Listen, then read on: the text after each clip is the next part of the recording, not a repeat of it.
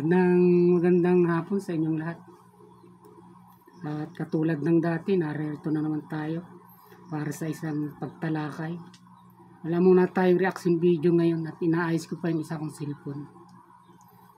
Isang talakayan na masinsinan ng ating gagawin para sa araw na ito. At siyempre, isang magandang araw sa inyong lahat sa anong panig kayo ng Pinas, ng mundo, sa ating muli ang pagpapala para po sa araw na ito. Pag-uusapan natin itong maraming mga pagkasilat ng mga parating pagkakuryente ng mga tambilawan vloggers. Yung unang-una na nga yung no comment ni BP Sara tungkol sa issues sa South Philippine Sea. Sabi ng mga kritiko niya palibasa siya pro-China. At yun nga, bumabati pa nga at nagpipilit magsalita ng wikang China, yung Mandarin. Talang hindi ito talaga nakikialam sa usapin dyan sa West Philippines. Dahil nga ito'y traitor sa Pilipinas. Ganyan yung mga pinapalitaw nila dun sa no comment ni BP Sara. Saka itong pangalawa itong Inday Sara resign sa DepEd dahil hindi naman daw talaga ito, incompetent ito. Sabi nga nung isang vlogger na abogado, si Attorney Claire. Diba? Kontrobersya din ito. Madalas itong batikusin ng mga vlogger din na DDS. At sa tingin ko, may katwira naman dahil talagang kahit ito matalino at abogado, siyempre, respeto natin siya. May dunong siya pagdating sa batas. Pero nagiging ipal na rin siya pagdating sa politika. Talagang may nakikita natin na kahit dahil abogado nga siya, magaling siyang pumilipit ng mga pangatwira, ng mga technical na mga pananalita. Pero sa pinakabuti, alam naman natin na nagiging trying hard lang siya doon para ipagtanggol yung kanyang panig o yung kinakampihan niya. At yan ang pag-uusapan natin. Pero siyempre bago yan, subscribe mo muna ang Tikong Himpilan, Makatang Tambay. Like mo na rin at yung munting kalimbang pakisuyundot-dutin mo na rin. Para kung sakaling may bago akong upload, mapanood mo na. Wala parati ito. Tundot na. Yaw pa. Okay.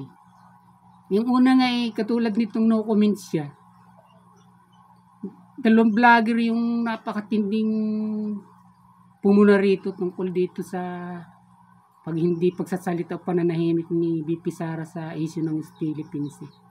Kahit daw nagkakandas o nasasaktan ng mga kapwa niya Pilipino doon, kakabumba ng tubig ng mga inchik. Tahimik lang ito, hindi nakikialam. Pero ang katiran nga ni BP Sara, pinagtanggol siya ni Congressman Paulo Duterte ng kanyang kapatid na hindi niya yung jurisdiction, wala siyang kinalaman doon dahil siya, Deputy Secretary siya, hindi siya pang ganong usapin, sabi nga niya.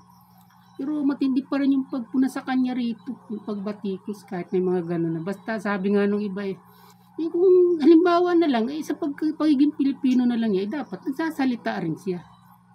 Pero siyempre katulad ng nasabi ko ngayon, wala naman talaga silang intensyon na sabihin mo masatisfy kung ano man yung, kung bibigay sila dun sa kahilingan nila na mag-comment si BP Sara tungkol sa usapin sa Philippines. Dahil gusto lang naman talaga nilang kunan ito ng butas para kung ano naman ulit maibatikos nila ay nabigo sila.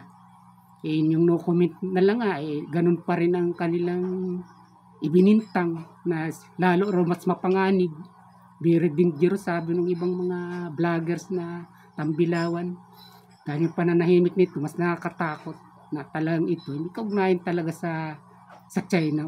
Wala na siyang sinabi nun pero meron pa rin napuna sa kanya o ibinato sa kanya. Ang hindi nga nito ay nung sabihin na mismo ni Pangulong Marcos na si Sara naman talagang hindi naman siya talaga dapat makialam sa usapin yan dahil hindi naman niya yan trabaho, hindi niya linya yan. Talaga na palpal yung isang vlogger na labis-labis ang galing, labis-labis ang talino at hinahangaan. Isa itong administration vloggers. Talagang palpal siya rito. Pagkatapos niyang i-vlog naman niya na pagkasabi na gano'n, talaga kitang-kita ko yung pagkadismaya nga sa mukha niya. Pagkatapos nun, pagkasalita lang niya na gano'n yung decision, iniba na niya yung topic. Talang kumbaga ay nasusugatan ang damdamin niya pag kung babanggitin pa niya ng tuloy-tuloy yun. Yung ibig sabihin, kuryente talaga siya rito dahil kung ilang linggong laman ng vlog niya yung tungkol sa no comment ni Sara na yun ay. Nung magsalita yung Pangulo, doon na nahimik siya. At pangalawa, ito naman yung tungkol sa pinagre-resign siya sa DepEd. Bago po man nagsalita si Madam Lisa rito, o dun sa interview ni Katunying, mayroon na talagang naglalabas o nagtutulak na mag-resign dapat si VP Sara sa DepEd dahil nga parang sinusulong nila yung ideya na ang ipapalit si Leni Robredo, yung dating Vice President. Parang yun ang pinapalitaw nila nung una. Lalong lumakas yung kanilang panawagan na mag-resign nga ito sa DepEd nung magsalita si Madam Lisa na sabi nga bad shot nga si Inday Sara sa kanya. Talagang totoong hindi na niya ito iniimikan o ini-snap, parang ganun ang nangyari. Maliban nga sa sinasabi niya, nakikita na rin naman natin sa mga video na talagang hindi na siya pinapansin. Si Pangulong Marcos na lang ang tanging nag-a-appreciate sa kay VP Sara. At siyempre, unang-una, siyempre, gabinete niya ito. Sekretary nga niya nasa DepEd. At dito, mas tumining pa, dinagdagan pa ng congressman, ng mayors, na panawagan na mag-resign na sa VP Sara. Kasi nga, lumakas yung loob nila. Dahil bad shot na nga kay Madam Lisa si VP Sara, iniisip nila na talagang disgrasya na kung baga talagang matatapos na yung pagiging DepEd Secretary ni Inday Sara. Dahil sigurado si Madam Lisa, marami ang nagsasabing si Madam Lisa yung nag-i-exercise ng power dyan sa Malacanang. Nung mabalitaan at lumabas nga itong issue na bad shot na si Madam Lisa kay VP Sara, parang inudyukan pa lalo nung may nagdagdag ng congressman at saka mayor. Pero muli na naman, yun na naman ang akala nila, yung maling akala nila. Dahil kahapon lang, nagsalita si Pangulong Marcos na naman uli at tinanong nga siya, hindi naman ganun. Tatanggalin ng isang sekretary kung talaga may sakit na o hindi na niya kayang gumawa o wala siyang kaalaman o kaya naman corrupt siya. Hindi naman ganun si Inday. Yun ang sagot ni Pangulong Marcos. Di kuryente na naman, lalong-lalo na itong pinakamahusay na vlogger na ito ng administrasyon. Isang abogado rin ito. Kuryente na naman siya. At talagang hindi niya matanggap, talagang sabi nga niya, napakaswerte naman ni VP Inday Sara dahil napakamauwain ni Pangulong Marcos. Gano'n na naman, napagkadismay na naman niya, halos malukot yung mukha niya. Ang gusto ko ritong bigyan ng linaw, walang kadala-dala o bigyan diin, walang kadala-dala sila. Na kahit paulit-ulit na nabubulilyaso, ang pinipilit nilang pinalilitaw kung ano yung mga dating takbo ng politika sa mga nagdaan. Ganun ang iniisip nila. Na kumbaga ay nagpaplastikan lang ito. Nakakalimutan nila. Ang kalagayan ng dalawang ito, hindi naman ito katulad ng mga nagdaan ng mga administrasyon. Itong dalawang ito, nag-uusap talaga sila na itong naging pangulo na ito ay hindi naman talaga mangyayaring ganyan kung hindi sila nakiusap ng paulit-ulit kay Inday Sara sa Davao. Yun ang nakakalimutan nila. Sa totoo lang, yung kanilang mga palagay na yun, mga kahaka nila, yung mga opinion nila, kung hindi ganyan, walang sitwasyon ganyan nangyari, siguro talagang sinibak na si Inday Sara, sabi ni Marcos. Then naiba yung pangyayari dito sa dalawang ito, sa Vice President at sa Pangulo. Parang yun ang nalilimutan nila, kaya para tuloy nagtataka sila, wala tayo magagawa dahil pang-desisyon ng Pangulo yun. Parang hindi nila nalalaman na yung dalawang yun, mayroon talagang, kumbaga, may mga understanding sila na talagang sa kanila lang, dahil alam ba natin kung ano pinag-usapan ng kababalik-balik nila sa Davao nung panahon pa lang na magkakampanya. Yung nakakalimutan ng mga ito, akala nila isang basta lamang traditional na pamamalakad sa isang gobyerno na pag binabangga mo na yung presidente ay talasisibakin ka. Ganun ang kanilang nagiging palagay dito at yung kanilang mga hinala yung kanilang mga kahaka. Isa na, isasagi rin nila sa isip yun. Hindi naman yung sasabihin mo puro na lang tira ka lang ng tira. Hindi mo na iniisip kung paano yung nakaraan, kung paano yung nagdaan. Kumbaga, hindi nila i-remind din ang buong mga pangyayari. Paulit-ulit lang itong masisilat at makukurinti, mga ito. Iyon ang gusto kong bigyang diin sa mga taong ito na walang kadaladal at may isa pa nga, ito na naman kay Trillanes. Natatawa nga ako doon sa isang vlogger na sabi niya, kayo, 50 pulis kayo, binibigyan na kayo ng tsansa. Kung hindi kami kaisa sa ICC, kayo ang makukulong. Napakagaling na vlogger nito, pero nakita ko na nansins yung kanyang punto na yun. Bakit hindi ka sabing nansins? Pilipino ito, mga Pilipino ito. Ano karapat na nga isising takutin ito, i-blackmail na sabi mo, ikaw ang makukulong. Talagang,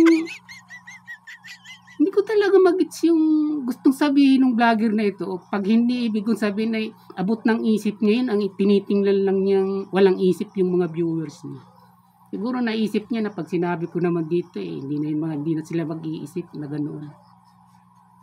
Isip-isipin mo, tatakutin ng ICC yung 50 yung mga dati at saka yung mga active na pulis. Dahil yun ang tatanungin, bali last daw na investigasyon na para idiin si dating Pangulong Duterte sa war on drugs.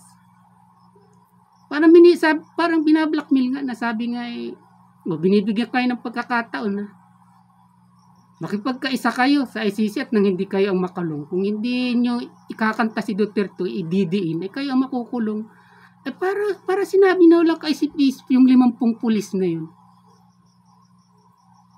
Sino ba kailangang masunod dito sa Pilipinas? Yung ICC o si Marcos, yung Pangulo natin? Yun ang sinasabi. O tapos, ito nga, tinanggihan na naman ni Marcos. Sabi nga sigurado na raw na isang-isa na lang imbestiga at talagang may ICC warrant na.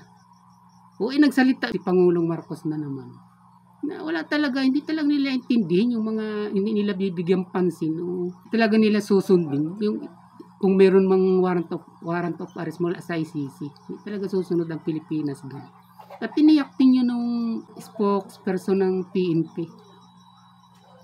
Hindi sila makikiisa sa gustong mangyari ng International Criminal Court. Kung yung usapin na yan ng warrant para kay Duterte ang iuutos sa kanila para iserve ito. Ayaw lang talagang tumigil. Ayaw sabihin, bumatikos kayo pero baguhin nyo naman yung sistema nyo para hindi kayo parating nahuhulog sa balde o parati kayong nililiay. Baguhin nyo naman yung batikos dahil alam ko naman yan ang laro talaga. Pero yung gano'n, yun pa rin. Samantalang nung pa yan napanood ko na, sinabi nga ni Trillanes, nung December pa raw tapos yung investigasyon, kahit mag-intay na lang tayo ngayong June. Dahil second quarter ang sabi niya. Siyempre, July yun. Mag-intay na lang tayo. Dinihintay nga natin. Tapos niya dadagdagan ng ganito, tapos parang ang dating pa nung vlogger na yun, parang binablackmail pa 50 pulis. Binibigyan kayo ng isang pagkakataon. Tumistigo kayo o kaya makiisa kayo sa ICC kung hindi kayo makukulong. Talagang hindi ko talaga mag-gets. Kung gusto mangyari yung gusto nila, magpangulo sila. Ganun lang kasimple yun. Ganun lang masasabi ko sa kanila. Yung pinapalawak pa nila yung pangguguyo nila sa mga viewers nila.